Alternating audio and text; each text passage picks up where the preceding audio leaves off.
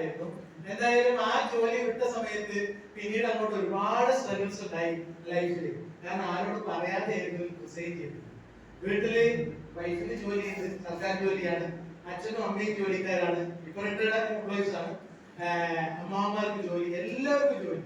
അപ്പൊ അതിന്റെ ഇടയിൽ ഞാൻ ബിസിനസ്സിലേക്ക് ഇറങ്ങി പുറപ്പെട്ട സമയത്ത്, അല്ലെങ്കിൽ അവരോട് പറയാതെ ബിസിനസ് ചെയ്ത സമയത്തൊന്നും കുഴപ്പമില്ലായിരുന്നു. ഈ ഇൻഡസ്ട്രി ബാൻ ചെയ്ത സമയത്താണ് അതിന്റെ അനുഭവങ്ങളൊക്കെ കിട്ടി തുടങ്ങിയത്. കാരണം എന്നാല് ഈ ഇൻഡസ്ട്രിയിൽ എന്താണ് എല്ലാ കമ്പനികളും ഗവൺമെന്റ് ബാൻ ചെയ്യും. അങ്ങനെ വന്ന സമയത്ത് മൊത്തം നിന്നുപോയി. അപ്പൊ തമിഴ്നാട്ടിൽ ചെയ്യാൻ പറ്റുന്ന വെച്ചാൽ അവിടെ പോയി നോക്കിയ സമയത്ത് പിന്നീട് അവിടെ നടക്കാതെ. എന്തായാലും ഈ ഒരു അവസരം ഞാൻ തുടങ്ങുമ്പോൾ ഒരു എക്സ്ട്രാ വരുമാനം എന്നുള്ള രീതിയിൽ നിലവിലുള്ള ട്രഡീഷണൽ ബിസിനസിന്റെ കൂടെ ഒരു എക്സ്ട്രാ വരുമാനം എന്ന രീതിയിലായിരുന്നു ചെയ്യാൻ തുടങ്ങിയത്. ആ ചെയ്യാൻ തുടങ്ങിയത് എന്ന് പറഞ്ഞു കഴിഞ്ഞാല് ഒരു വ്യത്യസ്തമായിട്ടുള്ള രീതിയിലാണ് ഞാൻ സീരിയസ് ആവുന്നത് ഈ ബിസിനസ്സിൽ. കാരണം എന്റെ ലീഡേഴ്സ് ആയിട്ടുള്ള Subeesh sir, Dhaneesh Madhavan sir, Delhi sir, ഇത്രയും നേരിട്ട് കാണുന്ന ആളുകളുള്ളൂ. പിന്നെ അനീഷ് സാർ ഉണ്ട്, മുബീൻ സാർ ഉണ്ട്, ഒക്കെ ഉണ്ട്. എന്തായാലും ഇവര് ഫോളോ അപ്പിന്റെ സമയത്ത് പറഞ്ഞാല് എന്റെ വീട് അവർക്ക് അറിയില്ല. വീട് അറിയാത്തൊരു ഫോൺ നമ്പർ മാത്രമേ ഉള്ളൂ. പണ്ട് ഈ കമ്പനി ചെയ്തതുകൊണ്ട് ഫോൺ നമ്പർ മാത്രമേ ഉള്ളൂ. സ്വന്തം വീട് മലപ്പുറം ജില്ലയിൽ മഞ്ചേരിക്ക് അടുത്ത് കാവനൂരാണ്. ഇപ്പൊ ഞാൻ കോഴിക്കോടാണ് താമസിക്കുന്നത്. എന്തായാലും ഈ വ്യക്തികള് പലതരത്തിലുള്ള ട്രിക്കുകൾ, കാരണം നിങ്ങളെയൊക്കെ ഇങ്ങോട്ട് എത്തിച്ചത് എങ്ങനെയെന്ന് അറിയില്ല. കാരണം എന്നെ ഒരുപാട് നിർബന്ധിച്ചിട്ടൊക്കെ ആയിരിക്കും പല ആളുകളും എത്തിയിട്ടുള്ളത്. എന്നോട് ഒരിക്കൽ സുബീഷ് സാർ പറഞ്ഞിട്ടുണ്ടായിരുന്നു, ഫോളോ ഫോണിൽ കൂടിയാണ്, ബൈജുവേട്ടാ ഇതിലൊരു പ്രൊഡക്റ്റ് ഉണ്ട്, ബ്ലഡ് പ്യൂരിഫയർ, അത് ഉപയോഗിച്ചാൽ കളർ കൂടും. അതായത് എന്നോട് ഈ അങ്ങനെങ്കിലും വന്നാലും ധരിച്ചിട്ട് എന്റെ കളറെങ്കിലും കൂടാൻ വേണ്ടിയിട്ടെങ്കിലും വന്നാലും ധരിച്ചിട്ട് സുബീഷ് സാർ എന്നെ ഫോളോ ചെയ്ത. അപ്പൊ പല രീതിയിലായിരിക്കും നമ്മളോട് ഓരോ ആളുകള് നമ്മളെ എന്താ പറയാ അപ്രോച്ച് ചെയ്യുക. എന്തായാലും ഞാൻ ഈ ബിസിനസ്സിലെ ഒരു 5-6 മാസത്തിന് ശേഷം ഒരു മീറ്റിംഗിൽ പോയി. ഈ സെന്ററിൽ ഇരിക്കുന്ന ആൾക്കാർ അത്രയുള്ള ആളുകൾ ഒരു മീറ്റിംഗിലാണ് പോയത്. അവിടെ പോയ സമയത്ത് കുറെ ആളുകൾ റിസൾട്ട് പറയുന്നത്, കുറെ ആളുകൾ വലിയ ആവേശം കാണിക്കുന്നത്, വരുമാനം കിട്ടിയതിന്റെ ആവേശം കാണിക്കുന്നത്. അങ്ങനെ ഒരു വ്യക്തി പറഞ്ഞ എക്സ്പീരിയൻസ് ഞാൻ എല്ലായിടത്തും പറയുന്നതാണ്. ഹെർബൽ ടൂത്ത് പേസ്റ്റ് ഉപയോഗിച്ചിട്ട് 10-12 കൊല്ലമായിട്ട് ബ്രഷ് കൊണ്ട് പല്ല് തേക്കാതെ പൽപ്പൊടി ഉപയോഗിച്ചിട്ട് പല്ല് തേക്കുന്ന ഒരാള് ഗം ബ്ലീഡിങ് മാറി എന്ന് പറഞ്ഞ് ഒരു എക്സ്പീരിയൻസ് പറഞ്ഞു. അപ്പൊ ഞാന് സത്യം പറഞ്ഞാൽ ഇത് കഴിഞ്ഞിട്ട് അയാൾ എന്ന് തോളത്ത് കൈ വെച്ചിട്ട് ഒന്നൊരു മൂലയിലേക്ക് കൊണ്ടുപോയി, ഇത് എന്ത് തന്നെയാണ്. കാരണം ഇവിടെ ആദ്യമായിട്ട് വന്ന ആളുകളുണ്ടെങ്കിൽ അവർക്ക് തോന്നും, കാരണം എന്റെ ഇന്നത് മാറി, ഫൈബ്രോയിഡ് മാറി, അല്ലെങ്കിൽ ഹീമോഗ്ലോബിന്റെ പ്രശ്നം മാറി, അത് അല്ലെങ്കിൽ ക്യാൻസറിന്റെ സെല്ലുകളുടെ വ്യാപനം തടഞ്ഞു, ഇതൊക്കെ പറയുമ്പോഴും ആദ്യമായിട്ട് കേൾക്കുന്ന ആൾക്ക് ഇത് ശരിക്കും ഒരു കള്ളായിട്ട് തോന്നാം. കാരണം അങ്ങനെ എനിക്ക് തോന്നിയിട്ടുള്ളൂ. അപ്പൊ അങ്ങനെ പറഞ്ഞു, അതിന്റെ മക്കളാണ് സത്യം, ഈ പേസ്റ്റ് കൊണ്ടാണ് ഇത് മാറിയത്. അങ്ങനെ തുടങ്ങിയില്ല, ജോയിൻ ചെയ്തു എന്നുള്ളതേ ഉള്ളൂ, അതിന്റെ അടിച്ചെന്നുള്ളൂ, പർച്ചേസ് ചെയ്തിട്ടില്ല. അടുത്ത ആഴ്ചയിലും പോയി മീറ്റിംഗ്. അപ്പൊ നിങ്ങൾ വിചാരിക്കും ഇത് എല്ലാ ആഴ്ചയിലും പോയെങ്കിൽ മാത്രമേ തുടങ്ങണം. അങ്ങനെയൊന്നല്ല, നിങ്ങൾക്കെപ്പം ഇത് തുടങ്ങാൻ പറ്റുമെന്ന് തോന്നി തുടങ്ങിയാൽ അന്നേരം തുടങ്ങിക്കോളൂ. അങ്ങനെ 2ാമത്തെ ആഴ്ച വരുമ്പോൾ ഒരു ലേഡി ലീഡർ, അവിടെയുള്ള ഒരു എക്സ്പീരിയൻസ് ലേഡി ലീഡർ പറയാണ്, വുമൻ കമ്പാനി എന്ന് പറയുന്ന പ്രൊഡക്റ്റ് ഉപയോഗിച്ചിട്ട് പീരിയഡ് ഇഷ്യൂസ്, അവരുടെ മകളുടെ പീരിയഡ് ഇഷ്യൂസ് മാറി. അപ്പൊ ഇത് രണ്ടും കേട്ട സമയത്ത് എന്റെ മനസ്സ് അങ്ങോട്ടോ ഇങ്ങോട്ടോ ഉള്ള രീതിയിൽ നമ്മൾ ചെയ്യണോ ചെയ്യണ്ടേ. കാരണം ഒരു 10-15 വർഷമായിട്ട് സെയിൽസിലാണ്, സെയിൽസ് ആൻഡ് മാർക്കറ്റിംഗിൽ തന്നെയാണ്. അപ്പൊ ഇത് ചെയ്ത് നോക്കണോ നോക്കണ്ടേന്നായി. അങ്ങനെ ലീഡേഴ്സിന് നിർബന്ധം സഹിക്കാതെ കുറച്ച് പ്രൊഡക്റ്റ് എടുത്തു. PUC ഒന്നും ഇല്ല അന്ന് ഞാൻ തുടങ്ങുമ്പോൾ 2014. അങ്ങനെ ബെല്ലി സാർ അദ്ദേഹത്തിന്റെ കാറിന്റെ ഡിക്കിന്ന് എടുത്തു തന്ന കുറച്ച് പ്രൊഡക്റ്റുമായിട്ടാണ് തുടങ്ങുന്നത്. ആ തുടങ്ങിയ പ്രോഡക്റ്റുകൾ, അല്ലെങ്കിൽ തുടങ്ങാൻ വെച്ച പ്രൊഡക്റ്റുകള്, മാർക്കറ്റ് ചെയ്യാൻ വെച്ച പ്രൊഡക്റ്റുകള് വീട്ടിൽ ഞാൻ കാണിച്ചിട്ടില്ല. ഞാൻ ആദ്യം എന്റെ അനുഭവം പറഞ്ഞല്ലോ, സർക്കാർ ജോലി കളഞ്ഞത് കൊണ്ട് വീട്ടിൽ പിന്നെ ഇങ്ങനെ ഒരു ബിസിനസ് പറയാനേ പറ്റില്ല. നിങ്ങളാണെങ്കിലും എന്നല്ലേ സ്ഥിതി. അപ്പൊ അതുകൊണ്ട് ഞാൻ പറഞ്ഞില്ല, ഭാര്യനോട് പറഞ്ഞിട്ടില്ല, അച്ഛനോടും അമ്മയോടും ഒന്നും പറഞ്ഞിട്ടില്ല. ഇങ്ങനെ തുടങ്ങി നിലവിലുള്ള ട്രഡീഷണൽ തുണിയുടെ ഡിസ്ട്രിബ്യൂഷൻ ആയിട്ട് ഇങ്ങനെ പോവാ. അതിന്റെ ഇടയിൽ ഓരോ ദിവസവും ഓരോ കടയിൽ പോയിട്ടെങ്കിലും ഈ പ്രൊഡക്റ്റുകളൊന്ന് ചെലവാക്കണം എന്നുള്ള രീതിയിലാണ് ഇത് എങ്ങനെയെങ്കിലും ക്യാഷ് ആക്കണമല്ലോ. പ്രൊഡക്റ്റ് എടുത്തു വെച്ചോണ്ട് ആറ്റിറ്റ്യൂഡ് എന്താവും, എന്റെ ദൈവം ഇത് എങ്ങനെയെങ്കിലും ഒന്ന് പൈസ ആയി കിട്ടിയെന്നെങ്കിൽ അല്ലെ. ഓരോ ദിവസം രാവിലെ ഒന്ന് നോക്കും പ്രൊഡക്റ്റിന് മുകളിൽ, പിന്നെ വൈകുന്നേരം നോക്കും, കിടക്കാനൊക്കെ ഒന്ന് നോക്കൂ, ഇതൊന്നും പൈസ ആയിരുന്നെങ്കിൽ. ഇതാണ് അവന്റെ ചിന്ത. അത് ഏതായാലും ഞാൻ എന്ത് ചെയ്ത്, കുറച്ച് പ്രൊഡക്റ്റേ ഉള്ളൂ, ഒരു ഐഡിയ ആക്റ്റീവ് ആക്കാനുള്ള പ്രൊഡക്റ്റ് എടുത്തിട്ടുള്ളൂ. പക്ഷേ ആ പ്രൊഡക്റ്റ് ഞാൻ വിചാരിച്ചിട്ട് നടക്കുന്നില്ല. ഞാൻ ഇൻഷുറൻസ് കൊടുത്തിട്ടുണ്ട്, തുണിയൊക്കെ കൊടുത്തിട്ടുണ്ട്, പക്ഷേ ഇതുപോലെ സോപ്പും പേസ്റ്റും എനിക്ക് വിൽക്കാൻ കഴിയുന്നില്ല. എന്തായാലും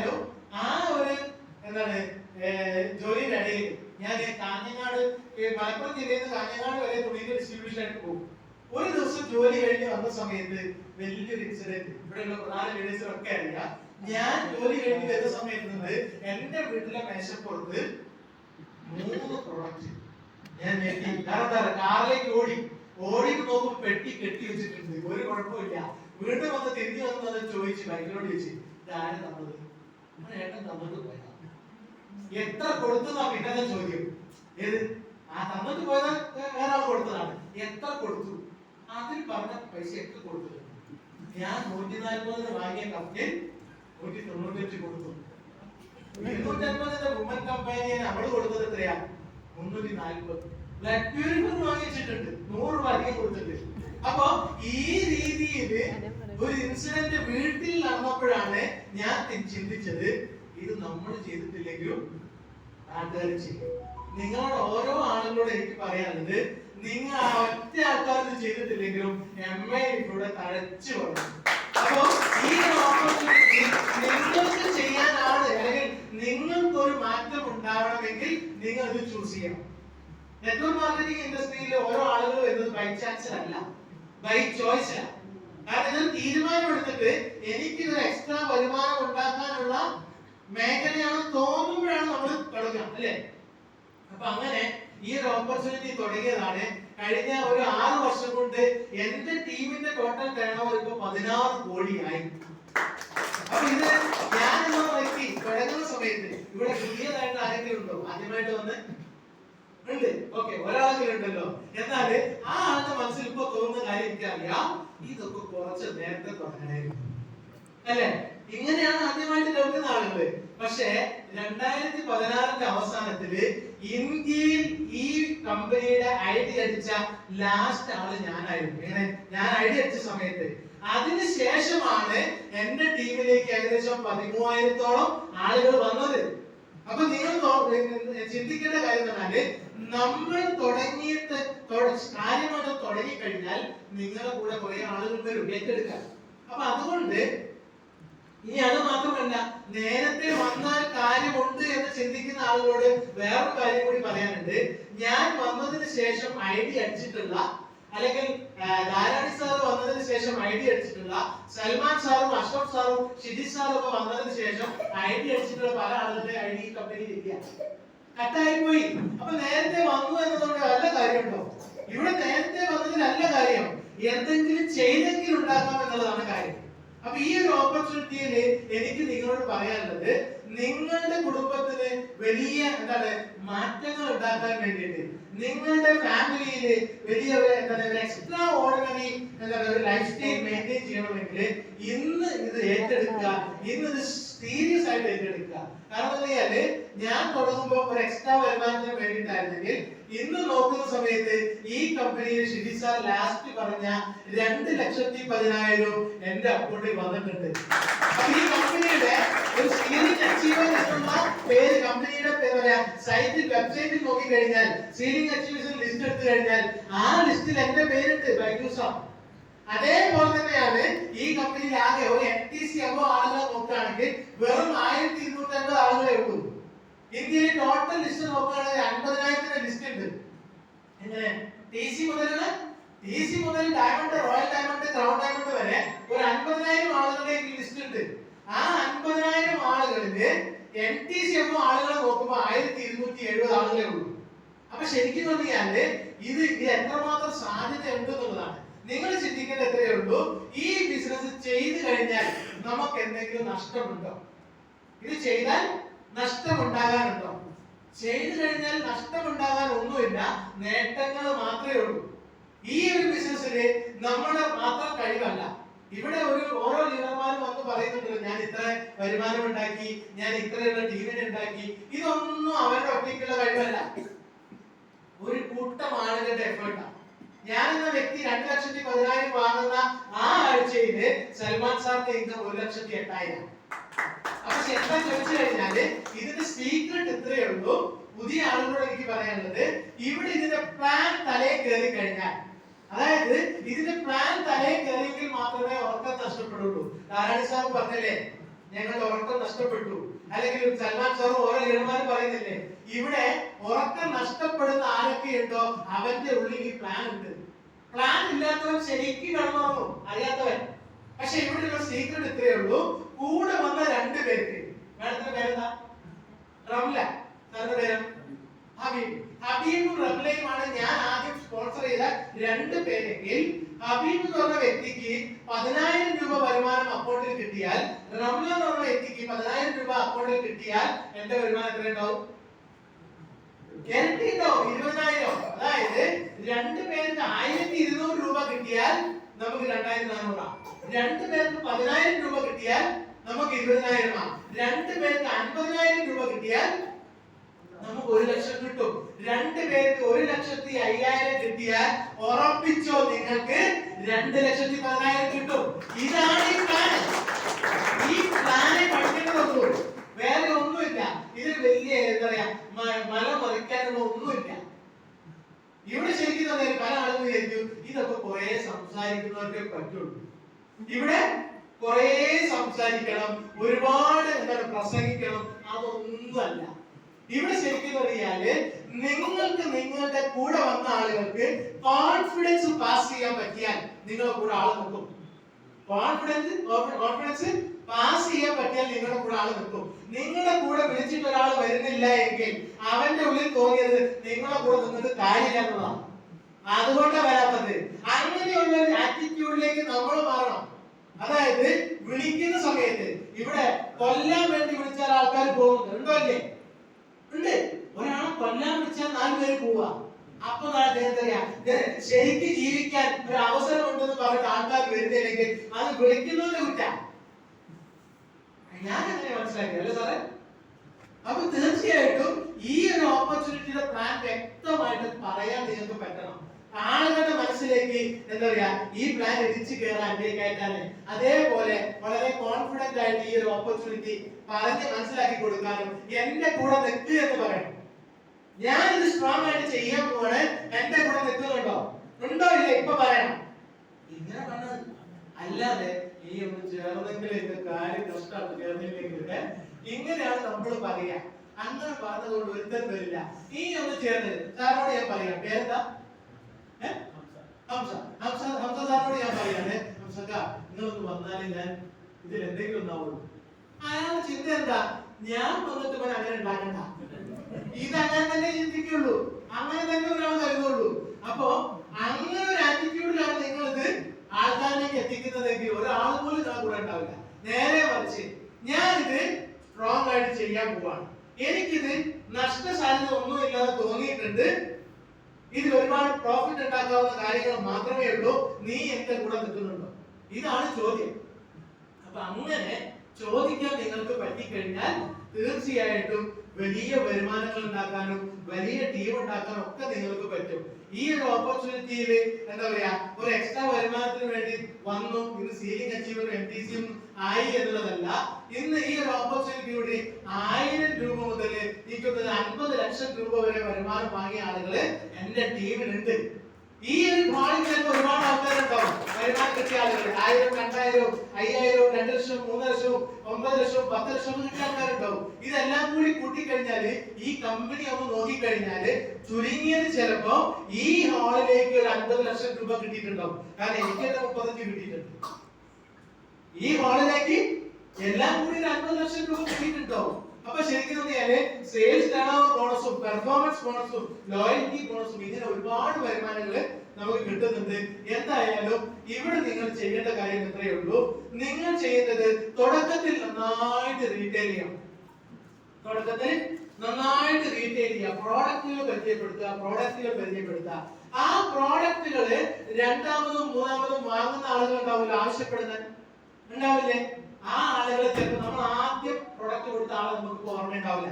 പക്ഷെ ഇതെല്ലാം എഴുതി വെച്ചിട്ട് ആ ആളുകൾക്ക് ഈ ബിസിനസ് അവസരം കൊടുക്കണം, അവരെ കൺവേർട്ട് ചെയ്യണം, അവരെ ഈ ബിസിനസ്സിലേക്ക് കൺവേർട്ട് ചെയ്ത് ഡിസ്ട്രിബ്യൂഷനിലേക്ക് കൊണ്ടുവരണം. പല ആളുകളും ചിന്തിക്കുന്ന കാര്യോ, ഒരു ഹെയർ ഓയിൽ കൊടുത്താൽ 115 രൂപ കിട്ടും, ഒരു ഹെയർ ഓയിൽ കൊടുത്താൽ 115 രൂപ കിട്ടും. അവരോട് ഈ ബിസിനസ് പറഞ്ഞാൽ ഈ 115 ഇല്ലാത്ത. ഇതാണ് പല ആളുകളും വിചാരിക്കുന്നത്. പക്ഷേ ആ വ്യക്തി വന്നിട്ട് അവന്റെ 3 ID ആക്റ്റീവ് ആക്കിയാൽ 1380 രൂപ കിട്ടും. 115 ആണോ 1380 ആണോ വലുത്? ഇത് നമ്മളെ ചിന്ത എന്താ പോകുന്നത്? ആ കവചപ്രാശം വാങ്ങുന്നവർ എന്തായാലും പറയണ്ട, എത്രയ്ക്കാ കിട്ടുന്നത് പറയണ്ട, 400 പോകും. പക്ഷേ ആ വ്യക്തി വന്നിട്ട് ഇവിടെ ഒരു 50,000 രൂപയുടെ സെയിൽസ് നിങ്ങൾക്ക് തന്നാൽ 6,000 രൂപ നിങ്ങൾക്ക് കിട്ടും. ഇവിടെ കച്ചവടത്തിൽ കൂടി തന്നെ വരുമാനം കിട്ടുന്നത്. മറ്റ് പല കമ്പനികളും പറയുന്നത് പോലെ എന്താ പറയാ, വാഗ്ദാനങ്ങളൊന്നുമില്ല, മോഹന വാഗ്ദാനങ്ങളൊന്നുമില്ല. സെയിൽസ് നടന്നാൽ പൈസ തരും. ഇന്ന് 12 കൊല്ലത്തോളമായിട്ട്, അതായത് ഈ കമ്പനിയുടെ 146 മാസമായി, അതായത് ആഴ്ച തോറും നോക്കുകയാണെങ്കിൽ 600 ആഴ്ചക്ക് അടുത്തായി കമ്പനി. അത്രയും ആഴ്ചകളിൽ സ്ഥിരമായിട്ട്, അതായത് മുടങ്ങാതെ 1000 മുതൽ 2,10,000 വരെ ഈ കമ്പനി കൊടുത്തിട്ടുണ്ട്. 1-2 ആഴ്ചകളല്ല, 500-ലധികം 600-ക്കടുത്ത ആഴ്ചകള് ഈ അതേ വരുമാനം പല ആളുകൾക്ക് കൊടുത്തിട്ടുണ്ട്. അപ്പൊ ശരിക്കും പറഞ്ഞാല് കമ്പനി നിലനിൽക്കുന്നതിൽ ഒരു തർക്കമില്ല. കമ്പനി ക്രെഡിബിൾ ആണ്. ഇത് ഷിജി സാർ പ്ലാൻ പറഞ്ഞിട്ടുണ്ടാവല്ലോ, ഒരു ക്രെഡിബിലിറ്റിന്റെ കാര്യം പറഞ്ഞിട്ടുണ്ടാവും. 100% എന്താണ് ഇതിന്റെ അപ്പുറത്തുള്ള ക്രെഡിബിലിറ്റി ഒരു മാനേജ്മെന്റ് വേറെ ഇല്ല ഇന്ത്യയിൽ. അങ്ങനെയുള്ള ഒരു മാനേജ്മെന്റ് ഉണ്ട്. ഇന്ന് ഇന്ത്യയില് എണ്ണം പറഞ്ഞ പ്രോഡക്റ്റുകൾ നമുക്കുണ്ട്. വേറെ ഒന്നും എന്താണ് തർക്കമില്ല. കാരണം ഒരു കോമ്പറ്റീറ്റർ ഇല്ല. അങ്ങനെയുള്ള പ്രൊഡക്റ്റുകൾ ഉണ്ട്. വരുമാനത്തിന്റെ കാര്യത്തിലാണെങ്കിൽ ഇന്ത്യയിൽ ഇന്ന് കിട്ടാവുന്നതിൽ ഏറ്റവും വലിയ വരുമാനങ്ങൾ ഈ കമ്പനിയിലാണ്. ഞാൻ പറയുന്നത് ചില കമ്പനികൾ പറയും ഏറ്റവും കൂടുതൽ വരുമാനം ഞങ്ങളാണ് കൊടുക്കുന്നത്. ഞങ്ങൾ അല്ല എന്ന് തെളിയിക്കുകയാണെങ്കിൽ 10 ലക്ഷം രൂപ തരാൻ പറഞ്ഞിട്ട് ഒരു കമ്പനി ഉണ്ട്. ഏത് ഒരു കമ്പനി ഞങ്ങൾ 10 ലക്ഷം രൂപ, ഞങ്ങളെക്കാളും വലിയ വരുമാനങ്ങൾ കൊടുക്കാൻ പറ്റുന്ന വേറൊരു പ്ലാൻ ഉണ്ടെങ്കിൽ അറിയിക്കുകയും 10 ലക്ഷം രൂപ തരും. കമ്പനിയുടെ പേര് ഞാൻ പറയുന്നില്ല. ആ കമ്പനി പറയുന്നത് അവരുടെ ആഴ്ച വരുമാനം മാത്രമല്ല, ആഴ്ച വരുമാനം മാത്രം. അവരുടെ സീലിംഗ് എമൗണ്ട് 2.5 ലക്ഷം, നമുക്ക് 2,10,000. അപ്പൊ 8,40,000 ഈ കമ്പനിയിൽ ആഴ്ച വരുമാനം 4 ആഴ്ച കൊണ്ട് കിട്ടുള്ളൂ. അവർക്ക് 10 ലക്ഷം കിട്ടും. പക്ഷേ അവർക്ക് നമ്മളിലുള്ള മറ്റു പല വരുമാനങ്ങളും ഇല്ല. എന്ന് പറഞ്ഞാല് ഇവിടെ സ്ഥിരമായിട്ട് 3 ID സീലിംഗ് ആണെങ്കിൽ 25 ലക്ഷത്തിന് മുകളിൽ കിട്ടും. പക്ഷേ ഇന്ന് മുബീൻ മുഹമ്മദ് അല്ലെങ്കിൽ അതുപോലെയുള്ള ലീഡേഴ്സ് വാങ്ങുന്നത് 75 ലക്ഷത്തിനും 1 കോടിക്കും ഇടയില്ല. എന്ന് പറഞ്ഞാൽ അങ്ങനെയുള്ള വരുമാനം ആ കമ്പനി കിട്ടില്ല. അപ്പൊ നിങ്ങൾ പറയേണ്ടത് ഇതിന്റെ പ്ലാൻ എന്താണെന്ന് വ്യക്തമായിട്ട് മനസ്സിലാക്കുക, ഇതിന്റെ പ്രോഡക്റ്റ് എന്താണെന്ന് മനസ്സിലാക്കുക. ഇതിൽ ചെയ്തു കഴിഞ്ഞാൽ നമുക്ക് എന്തൊക്കെ നേട്ടങ്ങൾ ഉണ്ടാവുമോ അതെല്ലാം വ്യക്തമായിട്ട് പഠിച്ച് നിങ്ങൾ വളരെ കോൺഫിഡന്റ് ആയിട്ട് നിങ്ങളുടെ കൂട്ടുകാരുടെ ഇടയിൽ, നിങ്ങളുടെ ബന്ധുക്കളുടെ ഇടയിൽ, നിങ്ങളുടെ അയൽവാസികളുടെ ഇടയിൽ ശക്തമായിട്ട് നിന്ന് പ്രസന്റ് ചെയ്യുക. അങ്ങനെ നിങ്ങൾക്ക് പ്രസന്റ് ചെയ്ത് കഴിഞ്ഞാൽ നിങ്ങൾക്ക് എല്ലാവർക്കും ഇതുപോലെയുള്ള അച്ചീവ്മെന്റുകൾ ഉണ്ടാക്കാൻ പറ്റും. വേറെ കൂടുതൽ ഒന്നും ദീർഘിപ്പിക്കുന്നില്ല. ഈ ഒരു ഓപ്പർച്യൂണിറ്റിയിൽ നമ്മൾ ചെയ്തിട്ടില്ല എങ്കിൽ ഒരൊറ്റ കാര്യം കൂടി പറയുകയാണ്. കാരണം നമ്മളെല്ലാവരും ഈ ലൈഫ് എന്ന് പറഞ്ഞു കഴിഞ്ഞാൽ ഒരുപാട് എന്താണ് അനിശ്ചിതത്വങ്ങളുടെ ഒരു കാരണം എപ്പോഴാരുണ്ടെന്നൊന്നും പറയാൻ പറ്റില്ല. നാളത്തെ ദിവസം നമ്മൾ ഉണ്ടെന്ന് പറയാൻ പറ്റില്ല. പക്ഷേ നിങ്ങളുടെ ഫാമിലി ഫോട്ടോയിൽ നാളത്തെ ദിവസം നിങ്ങൾ ഇല്ല എങ്കിൽ, നിങ്ങൾ ഒരു വരുമാനം ഉണ്ടാക്കിക്കൊണ്ടിരുന്ന ആളാണെങ്കിൽ നമ്മൾ ഇല്ല എങ്കിൽ കുടുംബം എങ്ങനെ കഴിയും ചിന്തിക്കേണ്ടതാണ്. അപ്പൊ നമ്മൾക്ക് നമ്മുടെ ആബ്സെൻസിൽ പോലും വരുമാനം തരാൻ പറ്റുന്ന വലിയൊരു ഓപ്പർച്യൂണിറ്റി ഇതിന്റെ പിന്നിലുണ്ട്. എന്റെ ടീമിൽ ഒരു DTC, എല്ലാ ലീഡർമാർക്കും പ്രധാനപ്പെട്ട ലീഡർമാർക്കും ഒക്കെ അറിയാം. അദ്ദേഹത്തിന് 80s റാങ്കിലാണ് ആ മാഡത്തിന്റെ ഹസ്ബൻഡ് മരിച്ചത്. ഹസ്ബൻഡിന്റെ പേരിലായിരുന്നു ID എടവണ്ണപ്പാറ വാഴക്കാട്. ആ ആള് അവരുടെ വീട്ടിലുള്ള കിണറ്റിലെ വീണ മരിച്ചത്. ശരിക്കും പറഞ്ഞാല് നോമിനേഷനിൽ ആ വ്യക്തി ID കമ്പനി മാറ്റി കൊടുത്തു. ഇന്ന് അവർ DTC ആണ്. എല്ലാ മാസവും ലോയൽറ്റി ബോണസ് ഒക്കെ അച്ചീവ് ചെയ്തുകൊണ്ട് ശക്തമായിട്ട് പോവാണ്. നിങ്ങൾ ഒന്ന് ആലോചിക്കുക, ഇവിടെ നമ്മളൊക്കെ വേറെ ഏതെങ്കിലും ട്രഡീഷണൽ ബിസിനസ്സോ വേറെ എന്തെങ്കിലും ജോലി ചെയ്യുമ്പോൾ നമ്മൾ നാളത്തെ ദിവസം ഇല്ല എങ്കിൽ ആ ജോലി ഭാര്യയ്ക്കോ നോമിനിക്കോ ചിലപ്പോൾ ചെയ്യാൻ പറ്റിക്കോളുന്നില്ല. അവിടെയാണ് ഈ ഒരു അവസരത്തിന്റെ മഹത്വം. ഇത് ചെയ്തിട്ടില്ല എങ്കിൽ ലൈഫിൽ വലിയൊരു നഷ്ടമായിരിക്കും. ആരോ പറഞ്ഞിട്ടായിരുന്നു നോമിനേഷൻ ഫെസിലിറ്റി കണ്ടിട്ടാണ് ഞാൻ ഇത് തുടങ്ങിയത്. അതേപോലെ തന്നെ ഞങ്ങൾ ഓരോ ലീഡർമാരെയും മോട്ടിവേറ്റ് ചെയ്യുന്നത് ഈ കമ്പനിയുടെ നോമിനേഷൻ ഫെസിലിറ്റിയാണ്. നാളെ നമ്മൾ ഇല്ലെങ്കിൽ നമ്മുടെ ഭാര്യയും നമ്മുടെ കുട്ടികളും ഒക്കെ വളരെ സേഫ് ആയിട്ട് നിൽക്കാൻ പറ്റുന്ന ഇതിലും വലിയൊരു അവസരം ഇന്ത്യയിലും ലോകത്തിലുമില്ല. അങ്ങനെ ഒരു അവസരത്തിലേക്കാണ് നിങ്ങളെ വിളിക്കുന്നത്. നിങ്ങൾ എല്ലാവരും ശക്തമായിട്ട് ഞങ്ങളുടെ കൂടെ ഉണ്ടാവണം. ഞങ്ങൾക്ക് ഞങ്ങളൊക്കെ ചെയ്ത പോലെ തന്നെ ഇത് അതിനും സ്പീഡിൽ നിങ്ങൾക്ക് ചെയ്യാൻ പറ്റും. കാരണം തുടക്കത്തിലുള്ള പ്രതിബന്ധങ്ങളും പ്രതിസന്ധികളും ഒന്നും ഇപ്പൊ ഇല്ല. ഇപ്പൊ ഇവിടെ പ്രൊഡക്റ്റ് കിട്ടാൻ ഇവിടെ തൊട്ടടുത്ത റൂമിലുണ്ട്. എന്നാൽ ഞാനൊക്കെ തുടങ്ങുമ്പോൾ കോയമ്പത്തൂരും മംഗലാപുരം മാത്രമേ ഉള്ളായിരുന്നു. മൈസൂരിൽ പോയിട്ട് ഞാൻ പ്രൊഡക്റ്റ് എടുത്തിട്ടുണ്ട്. ആ സമയത്തുള്ള സ്ട്രഗിൾ ഒന്നും നിങ്ങൾക്കില്ല. ഇവിടെ നിങ്ങൾക്ക് നിങ്ങളുടെ മുമ്പിൽ 8 വരിയുള്ള എന്താണ് എക്സ്പ്രസ് ഹൈവേ പോലെയാണ് മൈലേജ് ഇപ്പോ. അതായത് ഇന്ത്യയിലെ എല്ലാ സ്റ്റേറ്റുകളിലും പ്രൊഡക്റ്റ് ഡെലിവറി സെന്ററുകളുണ്ട്. അതേപോലെ കേരളത്തിൽ മാത്രം 35ഓളം സെന്ററുകളുണ്ട്. അതേപോലെ മീറ്റിംഗ് സെന്ററുകളുണ്ട്, കമ്പനി മീറ്റിംഗ് സെന്ററുകളുണ്ട്. ഇതെല്ലാം പ്രയോജനപ്പെടുത്തിയിട്ട് നമുക്ക് എല്ലാവർക്കും ഒരുമിച്ച് വിജയിക്കാൻ പറ്റുന്ന ഒരു അവസരം ഇതിന്റെ പിന്നിലുണ്ട്. അതെല്ലാവരും ഞങ്ങളുടെ കൂടെ ഉണ്ടാവണമെന്ന് മാത്രം പറഞ്ഞുകൊണ്ട് ഈ കമ്പനിയുടെ എല്ലാ വിജയങ്ങളിലും ഞങ്ങളോടൊപ്പം നിങ്ങളും ഉണ്ടാകട്ടെ എന്നുള്ള ആശംസയോടുകൂടി ഞാൻ നിർത്തുന്നു. Wish you all the best.